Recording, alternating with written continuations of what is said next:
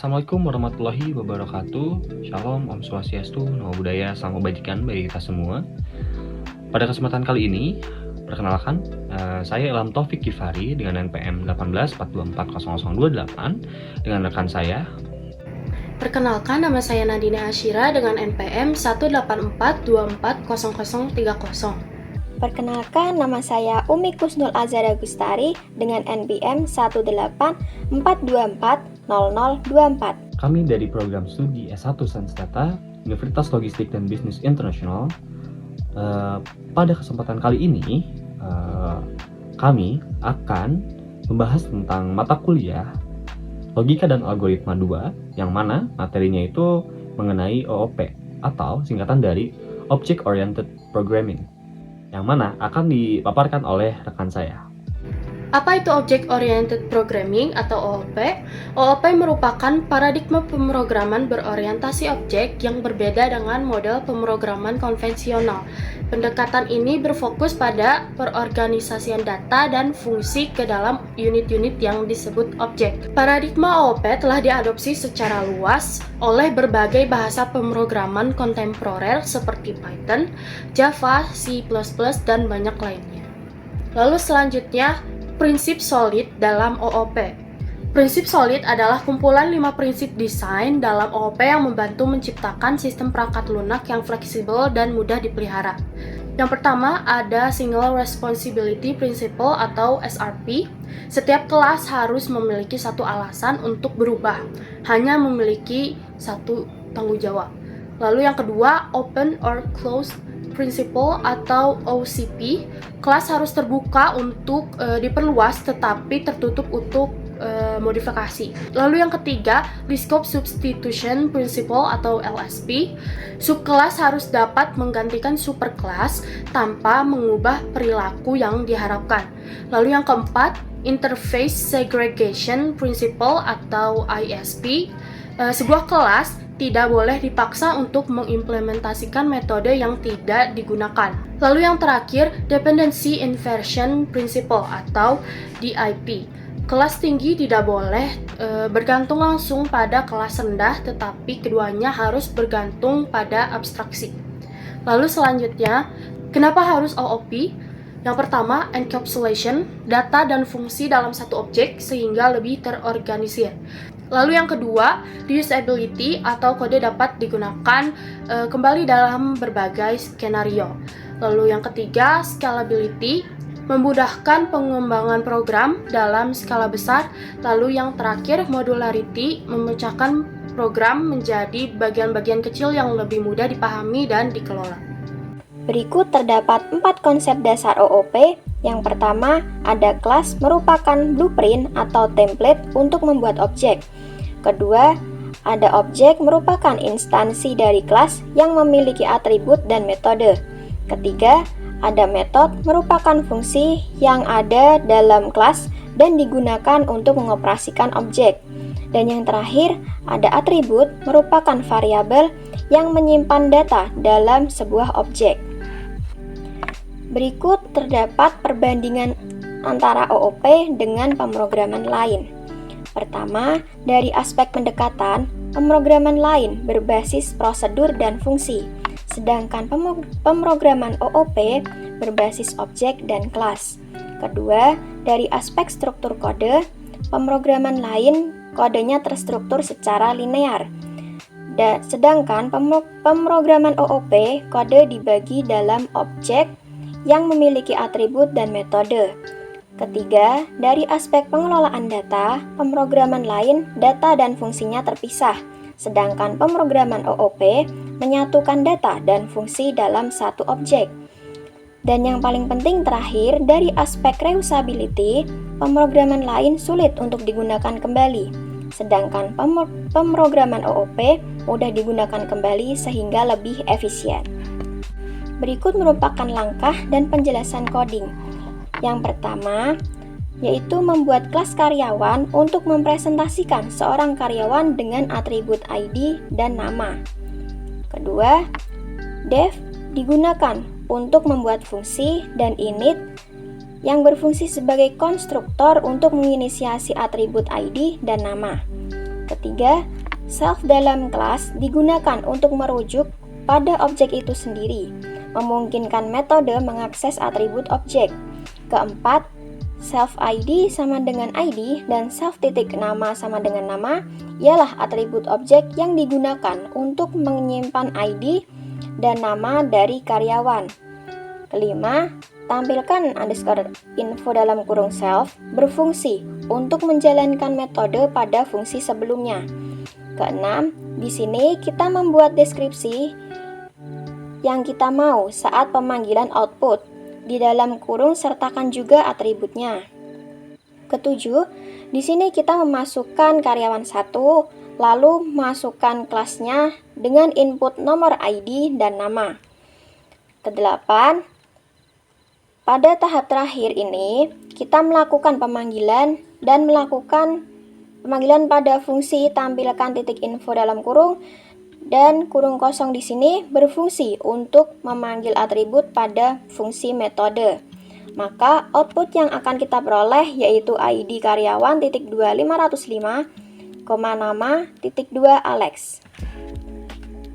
Baik, setelah tadi rekan saya menyampaikan mengenai langkah dan penjelasan codingnya, sekarang kita langsung masuk kepada contoh studi kasusnya.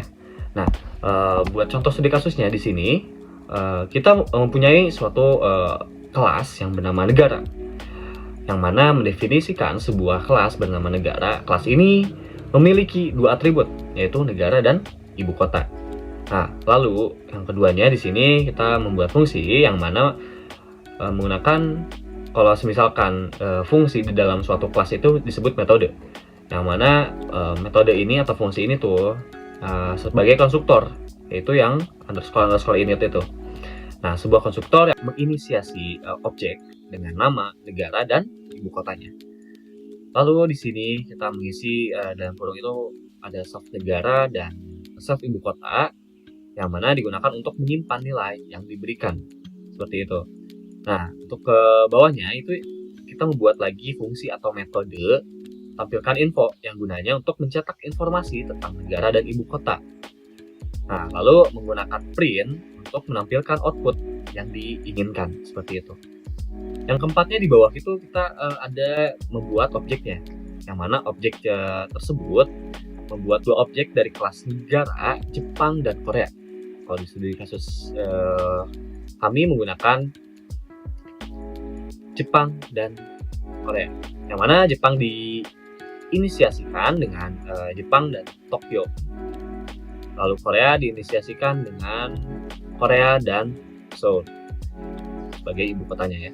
Nah, langsung di sini tuh kita menggunakan pemanggilan, mana pemanggilannya pada awalnya itu menggunakan objeknya. Nama objeknya itu misalkan kita Jepang. Lalu kita kasih dan kita panggil fungsi atau metode yang untuk menampilkan info itu. Lalu kita menggunakan kurung kosong, dan selanjutnya kita memanggil Korea dengan sama, lalu memanggil metode tampilkan info lagi, dan kita mengeluarkan output yaitu negara Jepang, ibu kotanya Tokyo, dan Korea, ibu kotanya Seoul. Baik, untuk contoh studi kasus yang keduanya atau contoh implementasi yang keduanya, yaitu kita di sini sekarang mempunyai suatu kelas yang bernama bank account, yang mana atributnya itu ada dua, yaitu pemilik dan saldo. Nah, untuk kita langsung menggunakan metode lagi konstruktor dengan menginisiasi pemilik dan saldonya. Lalu keduanya kita membuat metode tarik tunai. Metode tarik tunai, yang mana metode tarik tunai ini adalah mencetak informasi tentang saldo, sisa saldo setelah ditarik tunai, seperti itu. Karena di sini metodenya tarik tunai, jadi yang diharapkan outputnya itu saldo ketika seberes ditarik tunai gitu ya. Nah, kita langsung membuat objek di sini ada bank 1, bank 2, yang mana kalau bank 1 ini pemiliknya diinisiasikan dengan nama Matthew dengan saldonya yaitu sebesar 24 juta, dan yang bank kedua kita menginisiasi pemiliknya dengan nama Felix dengan saldo 75 juta. Nah, untuk pada membuat objek ini, kita tuh memanggil si nama kelasnya sebelum kita menginisiasi pemilik dan saldonya, seperti itu. Nah, lalu untuk kira-kira pemanggilan metode. Yang mana pemanggilan metode tarik tunai di sini seperti biasa kita menggunakan nama objeknya, lalu kita panggil metode untuk tarik tunainya. Setelah dilakukan penarikan dan output yang didapat yaitu saldo Metu setelah tarik tunai yaitu 24 juta tidak berubah, dan saldo Felix setelah tarik tunai yaitu 75 juta. Karena di sini tidak ada pengurangan seperti itu. Oke, kita langsung contoh studi kasus yang ketiga. Di sini kita mempunyai kelas yang bernama laptop, yang mana ini tuh menginisiasi atau memiliki 3 atribut. Kalau tadi kan kita pada contoh studi kasus yang satu, yang kedua itu kita hanya menggunakan 2 atribut. Kali ini kita menggunakan 3 atribut, yang mana atributnya itu yaitu merek, warna, dan harga, seperti itu. Lalu kita seperti biasa menginisiasikannya dengan metode konstruktor, dengan self merek, self warna, self harga. Nah, seperti itu.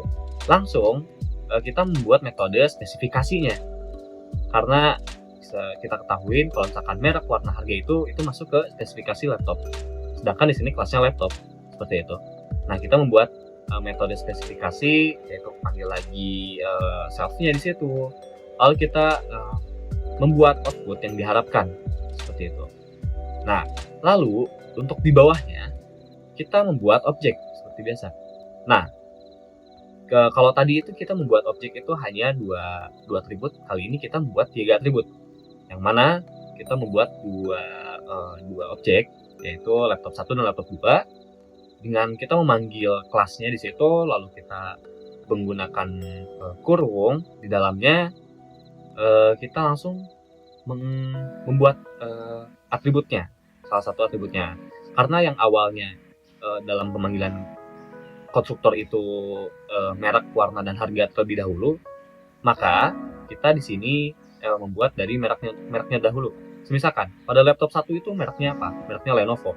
Warnanya apa? Warnanya hitam. Harganya berapa? 8 juta. Langsung ke laptop kedua. Kita pembuatan objek kedua, yaitu laptop. Di sini tuh laptop kedua yang mana mereknya apa? Mereknya Asus. Warnanya apa? Warnanya silver. Harganya berapa? 7 juta. Udah, kita sudah membuat objek. Lalu kita pemanggilan metode dengan cara kita tulis lagi di situ objek yang sudah kita buat, laptop 1, lalu panggil lagi metode untuk spesifikasinya dan menggunakan kurung kosong.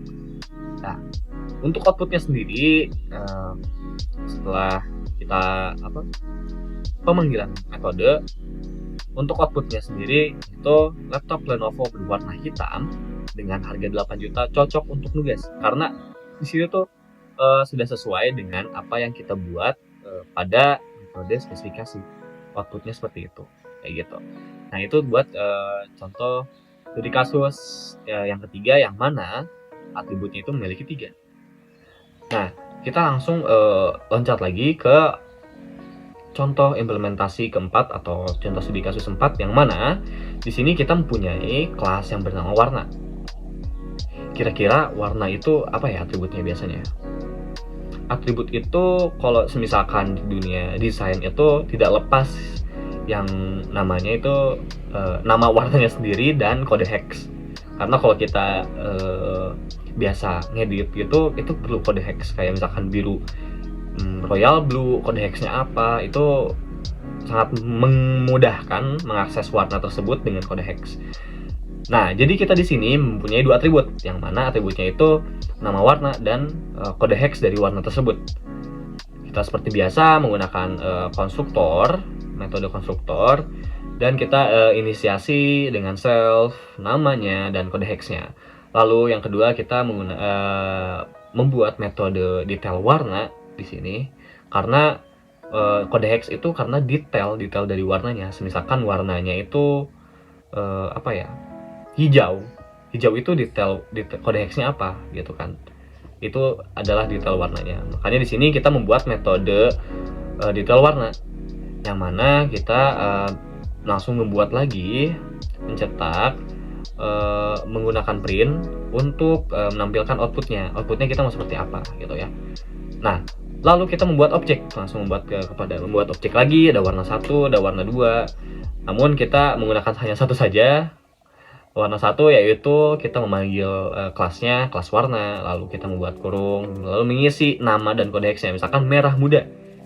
Merah muda itu apa ya kode hex-nya? Misalkan di sini kita taruh nih kode hex-nya itu FFC0CB gitu kan, misalkan. Oke, kita langsung tutup. Di situ kita langsung panggil buat pemanggilan metodenya, yaitu menggunakan panggilan objek tadi dan pemanggilan metodenya, metode detail warnanya. Dan keluarlah outputnya, yaitu warnanya merah muda, kode hexnya tagar FFC0CB seperti itu. Nah, buat yang terakhir kita ada contoh studi kasus yang kelima. Kita mempunyai di sini kelas yang bernama motor, yang mana motor ini, kelas ini mempunyai 2 atribut, yang mana atributnya itu mereknya dengan warnanya. Seperti itu. Kita seperti biasa membuat metode konstruktor dengan menginisiasi atributnya, lalu kita membuat lagi untuk metode deskripsinya dengan kita membuat dengan print outputnya akan seperti apa gitu ya, dengan memanggil si atribut yang pada metode konstruktornya tersebut. Lalu kita membuat objeknya di sini. Membuat objeknya misalkan motor 1 sama dengan kita panggil lagi kelasnya di situ motor dalam kurung Kawasaki untuk nama untuk merek motornya dan hijau untuk warnanya. Lalu kita panggil ulang si objeknya motor 1 dan pemanggilan metode deskripsi gitu ya menggunakan kurung kosong. Ya, kita mendapatkan output motor Kawasaki berwarna hijau seperti itu. Nah, sekian untuk video pemaparan mengenai materi logika dan algoritma 2, yaitu dengan materi OOP.